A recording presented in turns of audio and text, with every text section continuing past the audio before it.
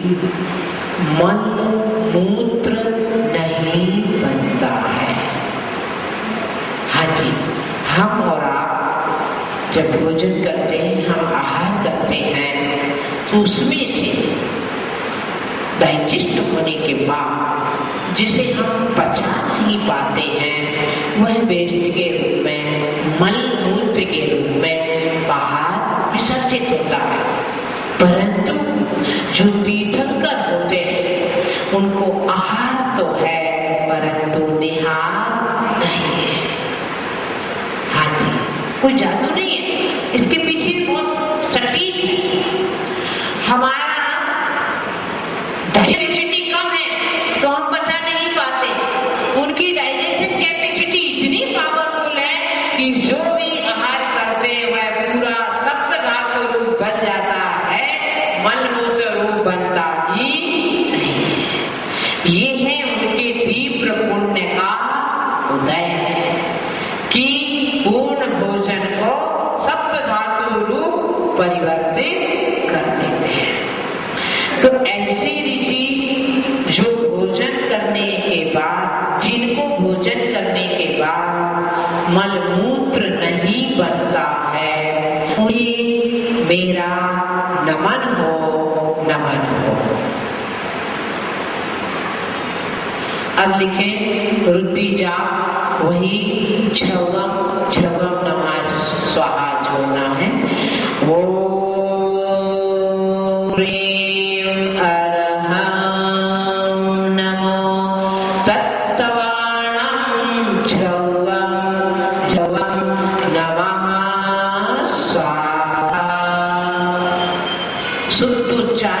शुद्धोच्चारण भाव आवश्यक है।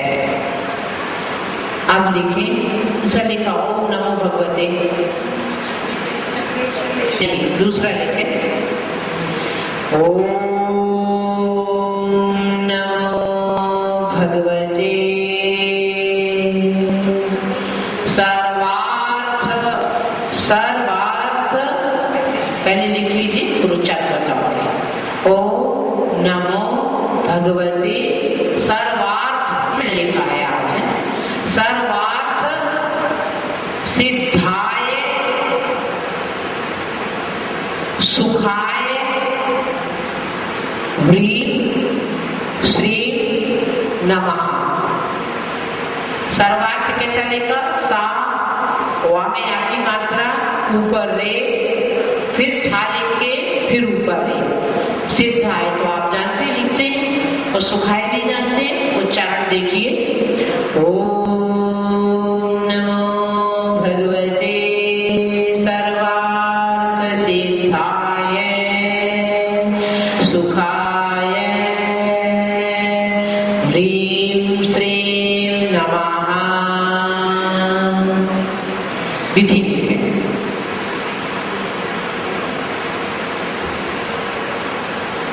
यंत्री जी विराजमान करें। अभिषेक, पूजा, मंगल कलश स्थापना, लासन, घी का दीपक,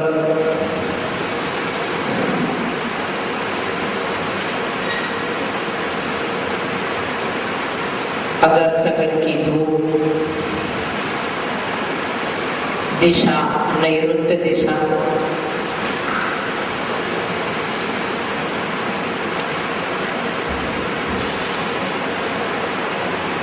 थोड़ा कीर्तन करें। मैंने वस्त्र लाल लिखा है, नहीं काले लिखी है, काले वस्त्र, काली माला, काला आसन, पद्मासन। 21 दिन, समयावधि 21 दिन, रोज 108 बार, 27 बार काव्य, रुद्धि जाप और मंत्र, 108 पुष्प चढ़ाना।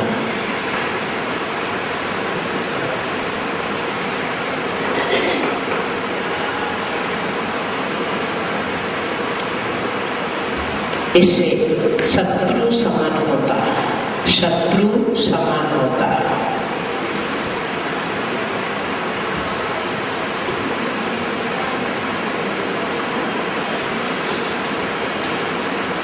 और कुछ आप पढ़ेंगे मन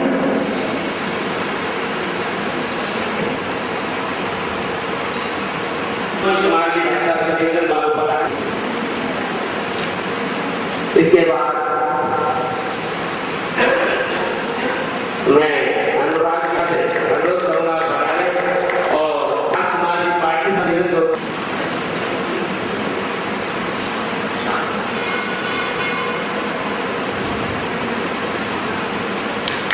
इसके बाद ईश्वर की भाषा से निवेदन करूंगा, एक प्रकार की व्यवस्था से निवेदन।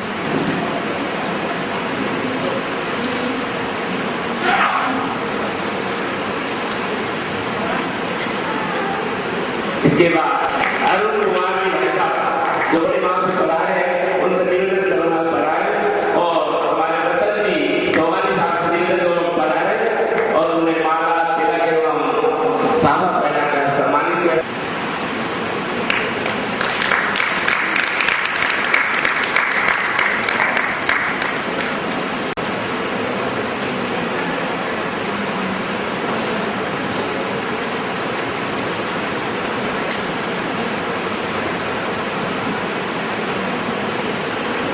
कुछ नए रूप में मानवाचार्य भगवान की भक्ति करते हैं, उसका वर्णन कर रहे हैं। यानी कि आज अष्ट प्रातिहार्य में पहला प्रातिहार्य अशोक वृक्ष का वर्णन है। उच्चैर शोकित संसृत उन्मयूख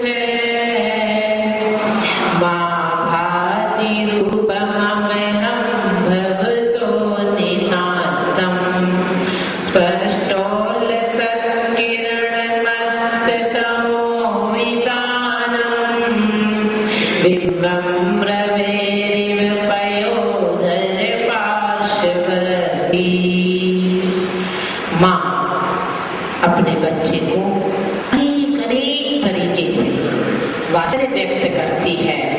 ठीक इसी प्रकार आचार्य भगवान मानतोगाचार्य अनेक रूपों का दर्शन हो रहा है उनके रूप में। देखिए, इससे दो चीजें व्यक्त होती है कि मानतोगाचार्य का कला पक्ष है, कला पक्ष कितना मजबूत है, कितनी सुंदर सुंदर उपमा देकर भगवान की स्तुति कर रहे हैं। इस काव्य में तो अलग ही रूप है जिसे आप अपनी भाषा में नेचर ब्यूटी कहते हैं। आज उसी प्राकृतिक सौंदर्य का वर्णन मानतोगाचार्य कर रहे हैं, जो उस नेचर ब्यूटी के लिए आप घंटों खड़े रहते हैं कि एक फोटो खींच ली जाए। ऐसे ही भगवान के रूप का वर्णन कर रहे हैं। तो पहले लिखे शब्दा उच्च ही ऊंचे, अशोक तरु संस्कृता, अशोक तरु संस्कृता, अशोक वृक्ष के नीचे स्थित, अशोक वृक्ष के नीचे स्थित उन्मयूखम, उन्मयूखम जिसकी किरणें ऊपर की ओर जा रही है, ऐसा, जिसकी किरणें ऊपर की ओर जा रही है ऐसा भवता आपका नितांतम, नितांतम अत्यंत अमल, अमल मीन्स निर्मल, रूपम स्वरूप, स्पष्ट स्पष्ट रूप से, उल्लसत उल्लसत चमकती हुई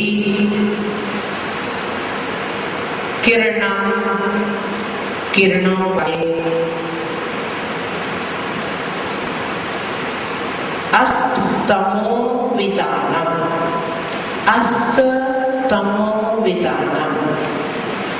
अंधकार के विस्तार को नाश करने वाले,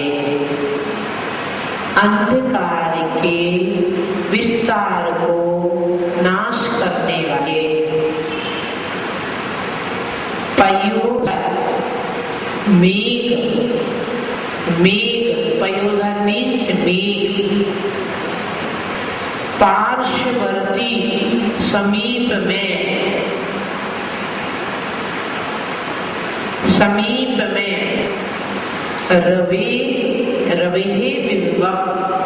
रवे बिंबम सूर्य के बिंब इव समान आभाती शोभायमान हो रहा है।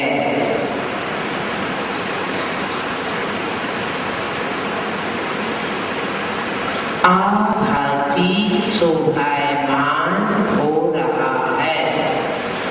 क्या कह रहे हैं आचार्य भगवान कि जैसे जब बादल छाए थे,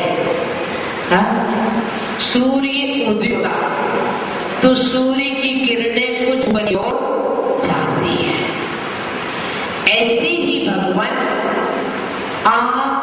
पहले शब्द मैंने क्या लिखाया? उच्च ही। क्यों? जितनी भगवान की अवगाहना होती है, लंबाई होती है, उससे 12 गुना अशोक वृक्ष होता है। भगवान की जितनी हाइट है उससे 12 गुना ऊंचा होता है अशोक वृक्ष। भगवान महावीर स्वामी की हाइट कितनी थी? 7 में 12 का गुना करो। हाँ, अब आप सोच लीजिए 12 गुना बड़ा अशोक वृक्ष होता। ऐसे ही प्रतिष्ठा पाठ के अनुसार, वास्तु शास्त्र के अनुसार भगवान के सामने, मंदिर के सामने जो मानस स्तंभ बनता है वह भी जिन बिंब से 12 गुना बड़ा होता है। ये कोई 100 पीस नहीं है मंदिर का, खाली दिखावे का डेकोरेशन नहीं है। जो मूल नायक भगवान है उनसे 12 गुना बड़ा होता है मानस स्तंभ। ऐसे ही अशोक वृक्ष भी 12 गुना बड़ा है। इसलिए आचार्य ने ऊंचे शब्द विशेष रूप से दिया कि अशोक वृक्ष के आश्रित आप बैठे हैं तो सूर्य की किरणें कुछ ऊपर की ओर जा रही हैं और आप बैठे हैं, अत्यंत निर्मल है आपका, स्पष्ट रूप है, चमकती हुई किरणें जो अंधकार को नाश करने वाली है। ऐसे सूर्य के बिंब के समान आपका शरीर शोभायमान हो रहा है। अशोक वृक्ष कौन सा होता है? जो आपके घर में सामने लगा है ना? क्यों? आशा वाला लगाते नहीं? कोई तो ना? हाँ, देखो एक दिन तो हाँ कह रहा है, एक दिन नहीं। ठीक है, हाँ कहने ना कहने वाले भी गलत नहीं, जब मालूम ही नहीं। वह अशोक वृक्ष कोई एक पर्टिकुलर वृक्ष नहीं होता। अशोक वृक्ष नाम का कोई वृक्ष नहीं है, पर भगवान जिसके नीचे बैठ गए उसका नाम अशोक वृक्ष। मतलब भगवान के आश्रय से उसकी महिमा बढ़ी है। अशोक वृक्ष के आश्रय से भगवान की महिमा नहीं बढ़ी है, बल्कि भगवान वहां विराजित हुए, इसलिए अशोक वृक्ष की महिमा बढ़ गई। और वह वृक्ष अष्टप्रातिहार्य में आ गया। और भगवान के पीछे जो अशोक वृक्ष है वो आपको संदेश देता है कि वृक्ष है तो जीवन है ना? अब आज सरकार प्रयास करती है पर्यावरण के लिए कि पर्यावरण सुधर जाए, परंतु